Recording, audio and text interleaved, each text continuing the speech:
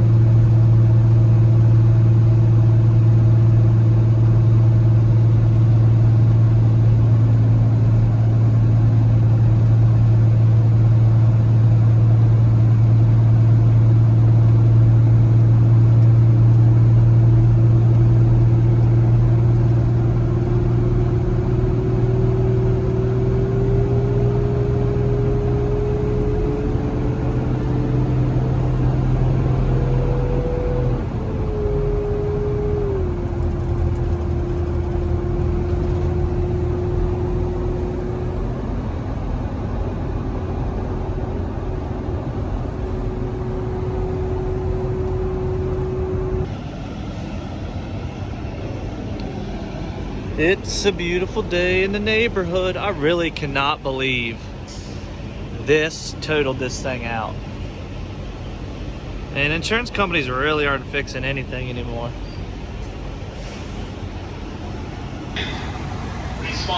So we'll get some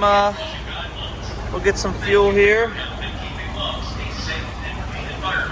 Probably getting it for close to $3 a gallon with the TST fuel card, but fill everything up so we don't have to worry about it the rest of the day. Now I'm super thankful I took the rest of yesterday off, because at my house we ended up getting about 6 inches of rain in 24 hours, and it was an absolute disaster.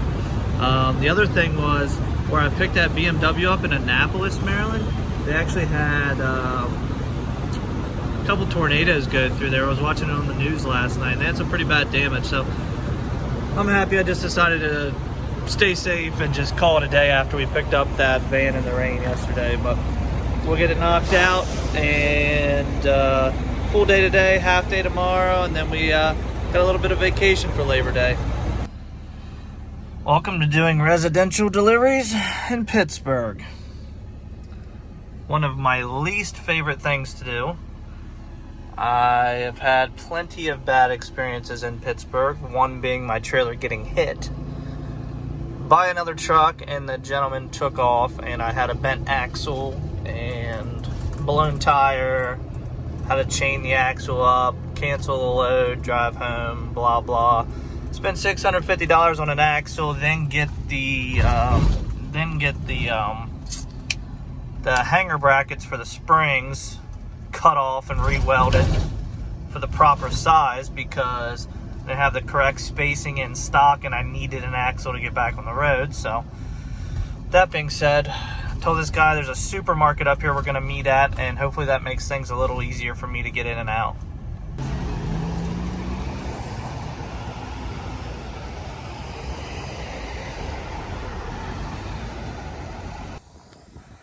Well, I guess it's small SUV day. Oh, picked up this one in Manheim, Pittsburgh. Now we're at Odessa, Pittsburgh, picking these two up. Already did our inspections on them on Super Dispatch. These two go to one location in Woodbridge, Virginia. This one goes to Sheffield's, and I guess that's Hessen, PA, I don't know. Up by Raystown, Huntington area, whatever. But yeah, so we're gonna unload this one quick and then put these two up top, because this gets delivered first. When we deliver this, we'll drop the second car down all the way to the back to not be an idiot. Oh, what do they say? Another day, another dollar. Another day, another penny. Just checking out this color. This color's kind of funky. See it in the sun? Anyways, we got some wrecked cars to pick up. Like we were doing last week. Which is funny, because 3 of them that we already transported, we're taking straight back. So they paid me to transport them there. Then they paid me to transport them back because they were total losses. So I don't know what the deal is, but I'm not going to bitch about insurance on this, because they're paying me whatever I want, really. So it's kind of crazy that these things are considered total losses. And I'm driving them around driving around back and forth on the trucks, and oh well though. Oh, all right, we got 3 on there. Let's finish strapping them down. Got this beat up Mercedes.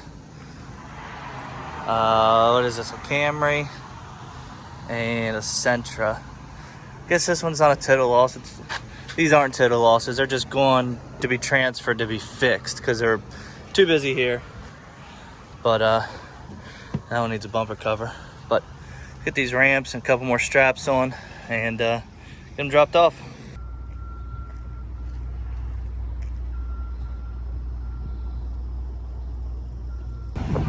All right, well, we only got 2 units down there. So make a U-turn on Janey Road. They tore the Rogue apart so much, it's locked in gear and locked with the brakes on. So, I mean, it's 120 mile tow or so. And I called the guy that I've been dealing with and told him it's gonna need a rollback, and he said that's fine. He just needs to get these 2 up there. So that's what we're doing now. Let's unload these cars. So I really don't see this being a long-term relationship. I would love it to be, but I don't think this is sustainable for them.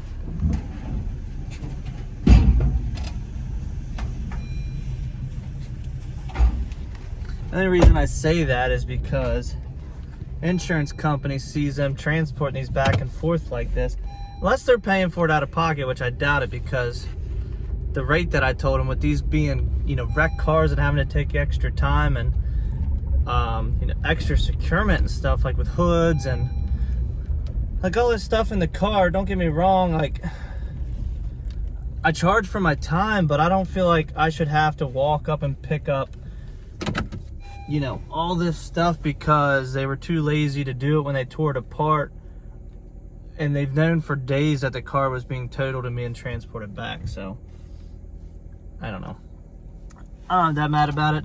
I hope this relationship keeps up, but I'd be surprised. And I also haven't been paid yet, which is okay, because I figure probably they pay by invoice, probably 15, maybe 30 days at the max. I hope not, because I was told that they would pay by credit card.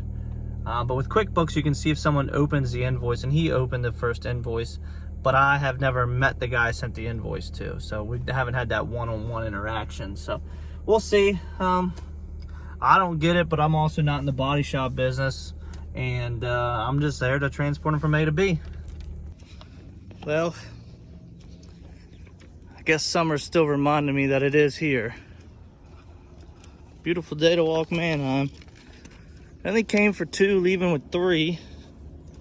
Not leaving with 1 we thought we were leaving with, but it is what it is. We already got a Civic on the trailer. We're picking up a MKZ and a Navigator to head up towards Pittsburgh, which, that's a story in itself, I guess. I'm getting a little frustrated with this Pittsburgh haul, but more to come on that. So needed to get up there to get a couple vans. So we're trying to fill the trailer. And the one car that I was supposed to pick up here was a Nissan Rogue. I didn't realize on the gate pass up here where it says sale date, it was pulled out in May. So we called. They said, do you want to just put the order on hold? I said, that's fine, don't worry about it. I hopped on the board real quick and found 2 more that go to the same, pretty much the same area. So it worked out okay.